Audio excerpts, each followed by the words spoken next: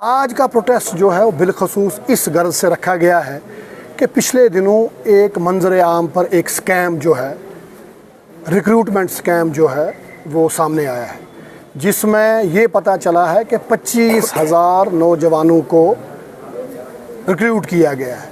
अब आप कहेंगे कि अगर नौजवानों को रिक्रूट किया गया तो ये तो खुश आइंद कदम है, लेकिन जिस तरीके से रिक्रूट किया गया है हमारा एतराज़ उस पर है। यहाँ आप देखते हैं इस वक्त सरकार ने करोड़ों रुपया जो है नशा मुक्त अभियान के लिए जो है खर्चा है, वो इसीलिए है कि हमारा यूथ पढ़ा लिखा नौजवान जो है वो नशे का शिकार है, वो फ्रस्ट्रेशन का शिकार है, नौकरियां ना मिलने की वजह से खुदकुशी करते हैं, गलत रास्तों पर पड़े हैं। तो उस चीज़ को ख़त्म करने के लिए वो अभियान चलाया गया। लेकिन दूसरी तरफ अगर देखा जाए 25,000 नौजवानों को इल्लीगल तरीके से जो है वो नौकरियां दी गई, जिसमें कोई रिक्रूटमेंट बोर्ड जैसे SSRB है हमारा या PSC है, उसका कोई दखलंदाजी नहीं है, बल्कि आउटसोर्सिंग करके, यानी पैसा हमारी सरकार का, पैसा जम्मू कश्मीर का, और लगाने वाले बाहर की एजेंसियां हैं।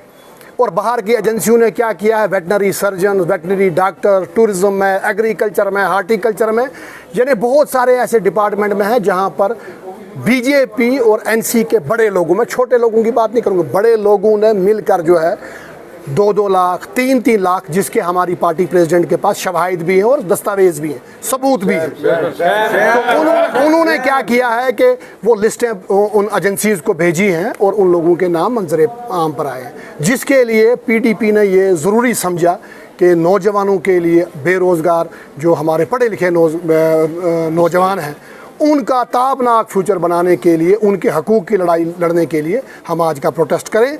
वही हमारा प्रोटेस्ट था। उसके लिए हमने जो मेमोरेंडम है वो सरकार तक पहुंचाने की कोशिश की है, LG एडमिनिस्ट्रेशन के जो यहाँ नुमाइंदे हैं उन तक पहुंचाने की कोशिश की है।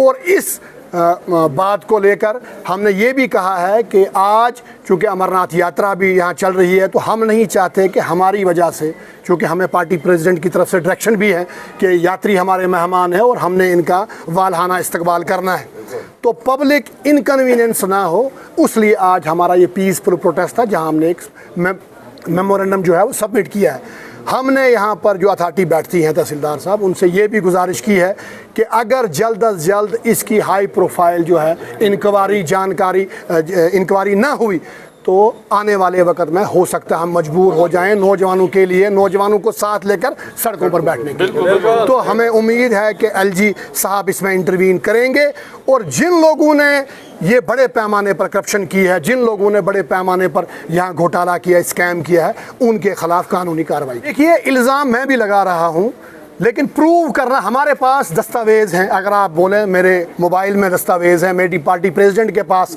हैं, किन लोगों ने पैसा, किन के अकाउंट्स में पैसा गया है, कहाँ कहाँ लोग रिक्रूट हुए हैं। जो PDP का ये बार बार क्या, देखिए इस वक्त इनको ये जस्टिफिकेशन नहीं करनी चाहिए अपने स्कैम की, इन्हें ये कहना चाहिए भाई आप प्रूव करें, हम आपको बताएंगे। ये कहते हैं PDP ने बैंक में लगाए थे, BDP ने कितने लोग लगाए, 100, 200, 300, 400, 500, तो पिछले 7 साल से LG इंतज़ामिया उसकी इंक्वायरी कर रही है।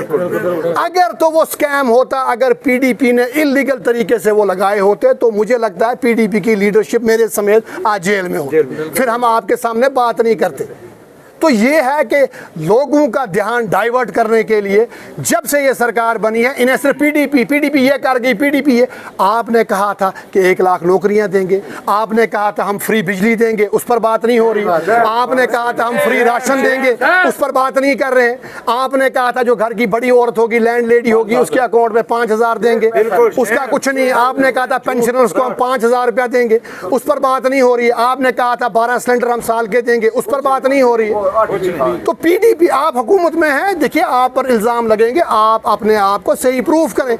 आप ये बताएं, ये जो 25,000 लोग आपने आउटसोर्सिंग करके पैसा हमारी सरकार दे रही है, लगा रही है बाहर की एजेंसियां, उसमें आपने क्या मेरिट रखा है? जब आपके पास रिक्रूटमेंट बोर्ड्स हैं, SSRB है, PSC है, तो आप उनको रेफर क्यों नहीं पोस्टें करते?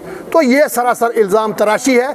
मैं ये कहूँगा LG इंतज़ामिया इसमें इंक्वायरी करे, और अगर ये हमारे बेबुनियाद इल्ज़ामात होंगे तो उसमें कोई फ़र्क नहीं पड़ेगा हुकूमत को, लेकिन अगर ये सच्चे इल्ज़ामात हैं, अगर हम इनको एविडेंस प्रूफ प्रोवाइड करेंगे तो इनके खिलाफ सख्त से सख्त कार्रवाई होनी चाहिए। बैकडोर एंट्री हो रही है, मुलाजमें लगा रहे हैं बाहर की एजेंसियाँ जो अपने अपने सोर्स लेकर, पैसे लेकर इन लोगों को एडजस्ट कर रहे हैं। हम कहते हैं कि हमारे भी नौजवान हैं, पढ़े लिखे, रियासत के बहुत अच्छे अच्छे पढ़े लिखे क्वालिफाइड लोग हैं, उनको भी लगाया जाए, उनका भी हक बनता है। पर ये अपने ही बीजेपी वाले और नेशनल कॉन्फ्रेंस वाले लोग मिलके अपने लोगों को एडजस्ट कर रहे हैं और बाकी के यूथ को नज़रअंदाज कर रहे हैं। इसके प्रोटेस्ट में हम गवर्नमेंट को ये चेतावनी भी देना चाहते हैं, वार्निंग देना चाहते हैं कि आप इस मामले को ख़त्म करें और ये जो गलत बात हो रही है इसमें एक बड़ा आंदोलन हो जाएगा जिसमें आप सब मुसीबत में पड़ जाएंगे।